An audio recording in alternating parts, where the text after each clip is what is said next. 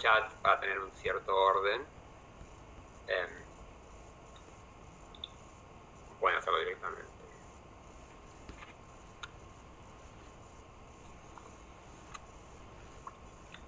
Yo tengo una pregunta para Emilio, no sé si puedo... Por supuesto. Ya, ahí Sofi puso algo en el chat. Bueno, ¿qué hago? ¿Le pregunto yo o...? Si querés empezar vos y después le damos la palabra a Sofía. Bueno. Y así. Primero quería agradecerte mucho, Emilio, porque me gustó mucho tu presentación, me pareció muy completa, ¿no? O sea, hablaste de varias obras de Sade, recorriste toda su obra, eh, y realmente ofreciste una interpretación integral, ¿no? De su pensamiento. Eh, Quería saber, bueno, según entendí de lo que vos comentabas, eh, vos identificás un principio articulador, ¿no? Que es esta idea del goce en el crimen en Sade, que a mí me hace pensar mucho en Bataille, ¿no? Bataille es uno de los que más insiste con esta idea de la superioridad del crimen, ¿no? Con respecto a la virtud. No sé si eso es lo que vos, de todas maneras, querés defender. Me pareció que iba por ese lado. Eh, y quería justamente preguntarte sobre eso, ¿no? O sea,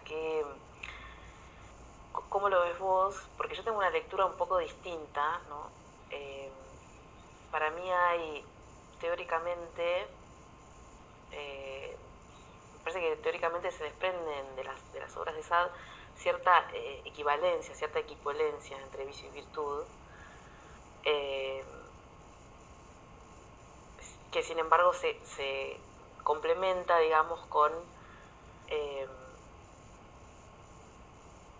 cierta exaltación que Sade hace, obviamente, sobre todo en sus novelas libertinas, del vicio y el crimen, ¿no? Entonces quería preguntarte si vos también ves esa discrepancia o ese contraste, digamos, entre lo teórico y eh, o lo filosófico y lo literario, algo así. Si ves esos dos movimientos o si te parece que el modelo de superioridad es efectivamente el crimen y digamos, eso define la propuesta de Sade.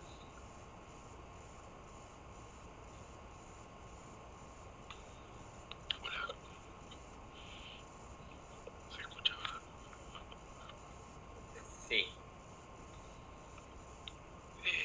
En principio, tengo para decir que la formulación de los principios, digamos así, de la filosofía de Sade tiene lugar efectivamente en la literatura. Y que en ese sentido yo no establecería una distinción entre literatura y filosofía, precisamente porque toda su producción es filosófica, o casi toda, digamos así, ¿no? Y en este sentido es un propio heredero de la tradición ilustrada, en la medida misma que esa tradición trabaja con la literatura como un discurso filosófico. En toda la tradición ilustrada está esta cuestión de trabajar la literatura en el sentido de un discurso de la filosofía y no en el sentido de ejemplificar, digamos así, con la ficción aquello que se habría planteado previamente en un texto filosófico. Por otro lado, me parece que en Sade hay deliberadamente un trabajo por desarticular esa oposición virtud-vicio. Y eso aparece manifestado varias veces, sobre todo en uno de los textos, que es el texto que yo mencioné, Aline Bercourt, en el cual se narra la actividad de los libertinos desde el punto de vista de los virtuosos. Y Sade mismo en los prefacios, o en uno de los prefacios del texto, también toma el punto de vista de los clara que esa novela sigue los principios, digamos, o los valores morales propios de la virtud, etc. Y en esa misma novela, no obstante, lo que hace es desarticular esa distinción, virtud, vicio, virtud,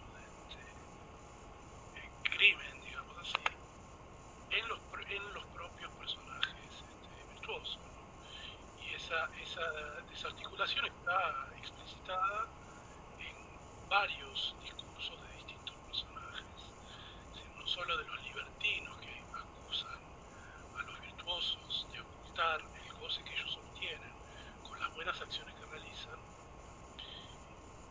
de modo tal que la virtud no es otra cosa que una vanidad disimulada, que el virtuoso entonces tiene el mismo objetivo de goce individual, de goce egoísta,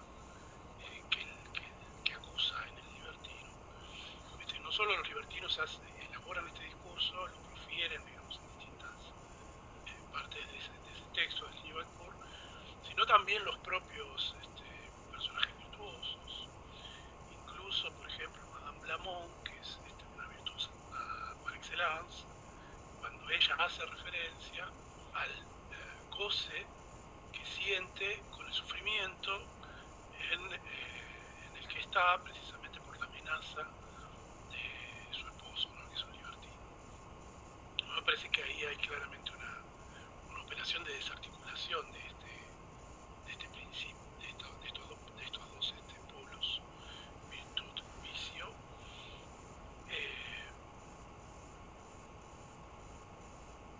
Y por otro lado, me parece que la cuestión del principio del crimen opera, esto lo digo respecto de aquello que no puede decir en la exposición por la cuestión del tiempo, ¿no? Me parece que el principio del goce del crimen, respecto de la tradición de este principio materialista, que se puede leer ya en el Tratado de los Tres Impostores, me parece que ahí Sade opera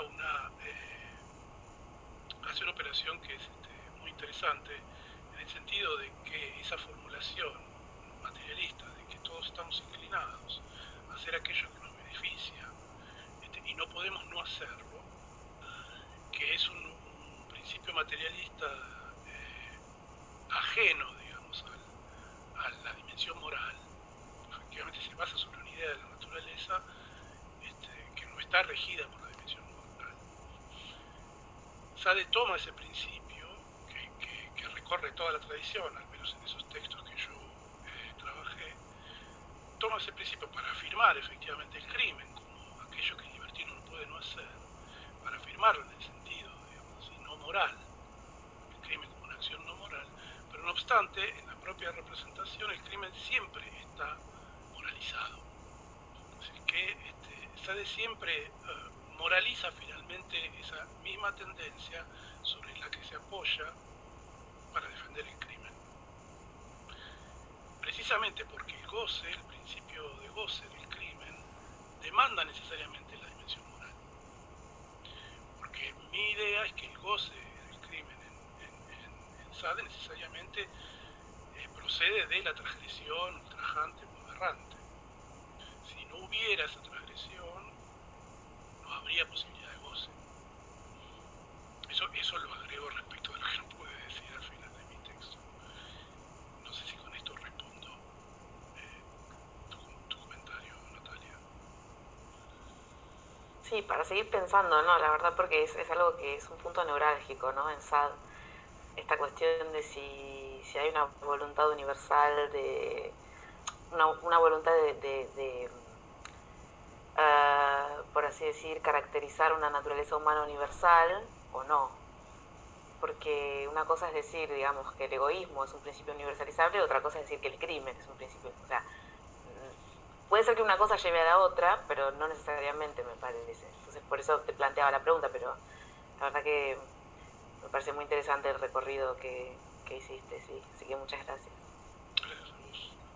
Gracias. Bueno, estaba Sofía, que hace una pregunta, y luego Silvia. Era Sofía. Hola, ¿qué tal? Bueno, muchas gracias a ambas y ambos por las exposiciones. Quería preguntarte, Nati, porque me llamó la atención en tu exposición que Émile du Châtelet reconocía a esperanza y temor como estas dos pasiones fundamentales.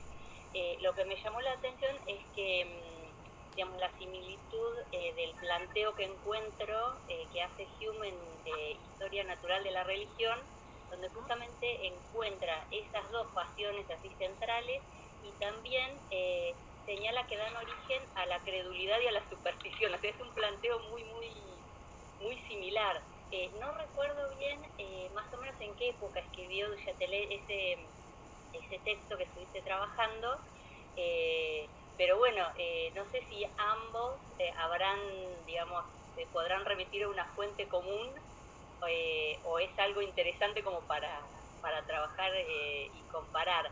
En el caso de Hume, digamos, lo que él propone no es una salida por ahí hedonista o por vía de fuego, sino el escepticismo, una cosa un poco más, digamos, bueno, iba a decir moderada, pero bueno, no sé, no más aséptica si se quiere.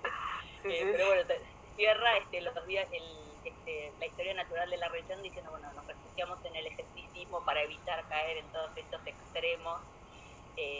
Pero bueno, me llamaba la atención ese núcleo explicativo por ahí común entre ambos, y quería preguntarte más o menos, bueno, como para ver si vos conocías alguna influencia, o si ella mencionaba alguna influencia en ese planteo, o para rastrear así puntos en común tal vez. No, gracias, Sofi. No, la verdad que... hay alguien que está queriendo entrar.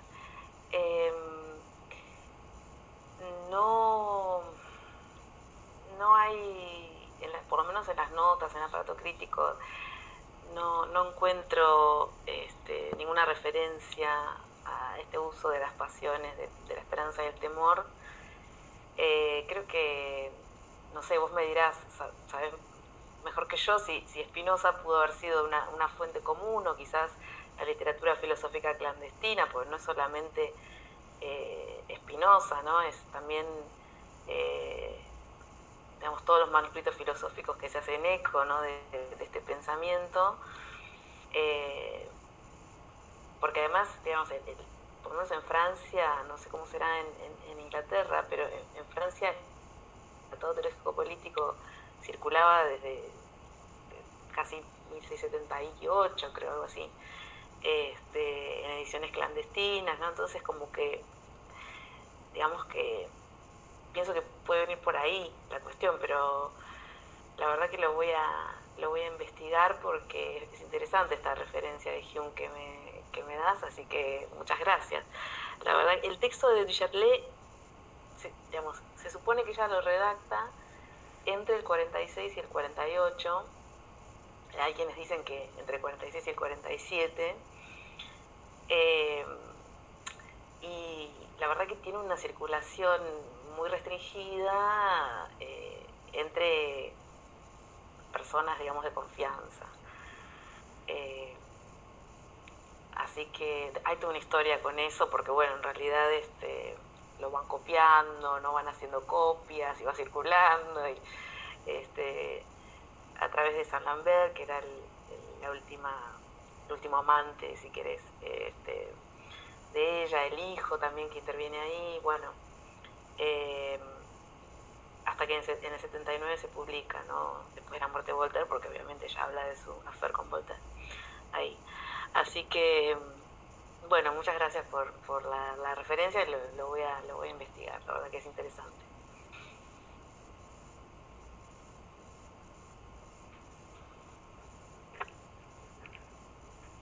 Perdón, Silvia tenía una pregunta.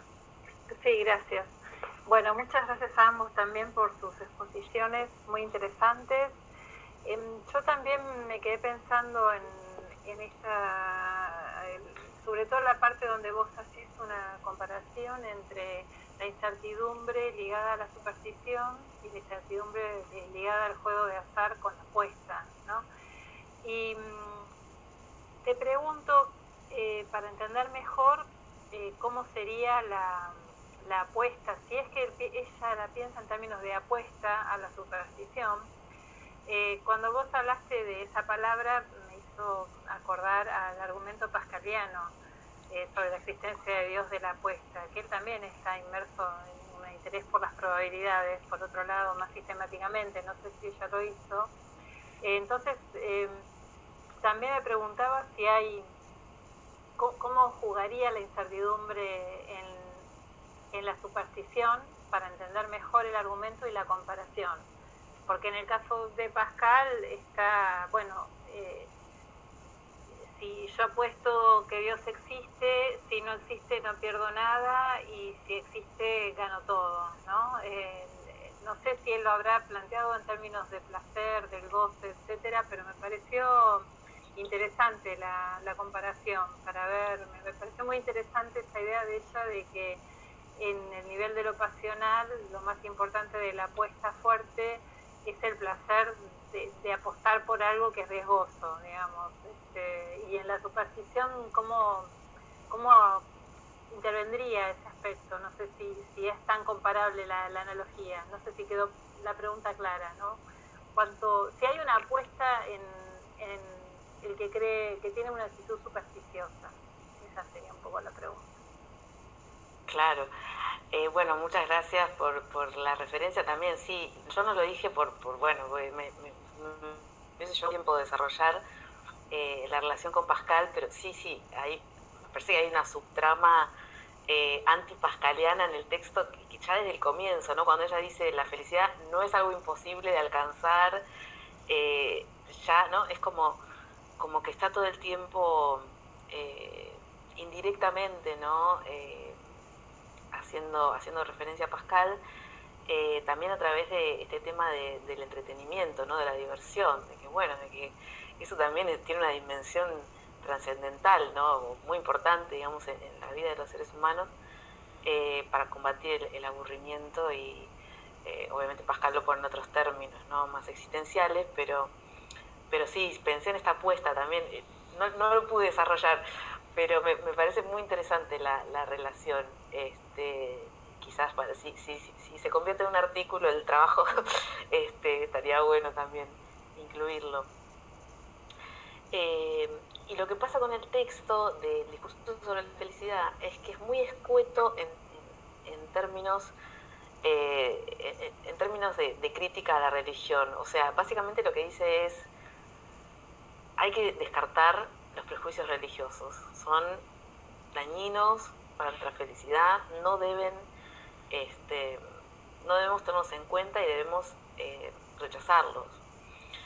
Y el supersticioso aparece como una figura, digamos, monstruosa, deforme, como un alma corrompida. Por eso el juego que yo planteaba, digamos, en el trabajo es qué pasa, ¿no? con aquellas personas que quizás en los términos de Duchâtelet no tienen alma corrompida, pero que son afectadas también por estas pasiones y que, digamos, no las llevan, por así decir, al ámbito de la religión. O sea, no redundan esas pasiones en una exacerbación de la imaginación tal que culmina en la superstición, ¿no? Como si ella estuviera exaltando las pasiones, aún esas pasiones no tan peligrosas y tan potencialmente dañinas, pero apropiárselas para, digamos, los incrédulos y las incrédulas, ¿no? Eso es un poco, me parece, lo que yo estaba tratando de demostrar, que me parece tan fascinante de ella, ¿no? Porque es defender a las pasiones hasta las últimas consecuencias, ¿no? Incluso de estas pasiones tan fuertes y tan intensas, ¿no? Así que creo que va un poco por ahí.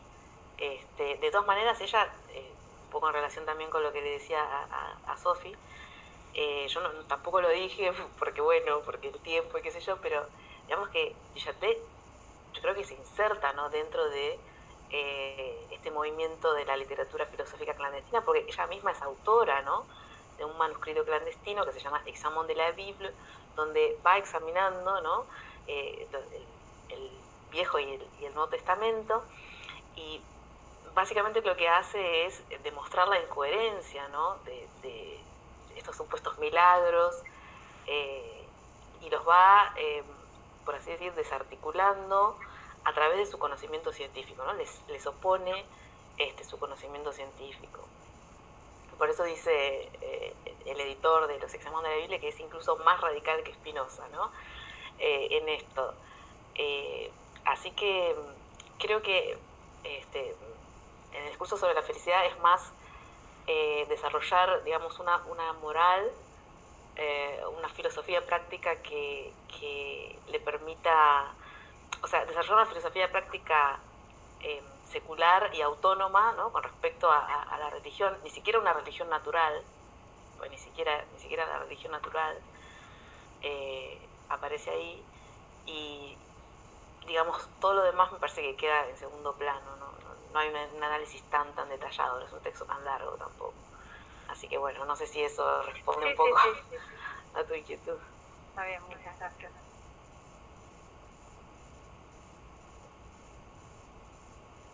No te escuché. Perdón. Si me permiten, voy a hacer yo una pregunta en realidad. ¿Me escucha bien? Porque hay un eco. ¿Sí? Tengo varias preguntas anotadas, pero eso es solamente una porque me parece que pasamos un poco de tiempo. Para Emilio, también tengo alguna para Natalia, pero luego después le pregunto por privado, para no, como decía, para no pasarnos demasiado del tiempo. Me pareció muy interesante, Emilio, tu presentación. Anoté varias cosas, pero solamente una muy puntual. Si no entendí mal, vos decías que la metrí expande esto que sería ese principio, este goce en el crimen, ¿no? Sí, o sea, la pregunta tiene que ver simplemente con si podrías ampliar un poquito, o en qué sentido expande la metrí esa cuestión.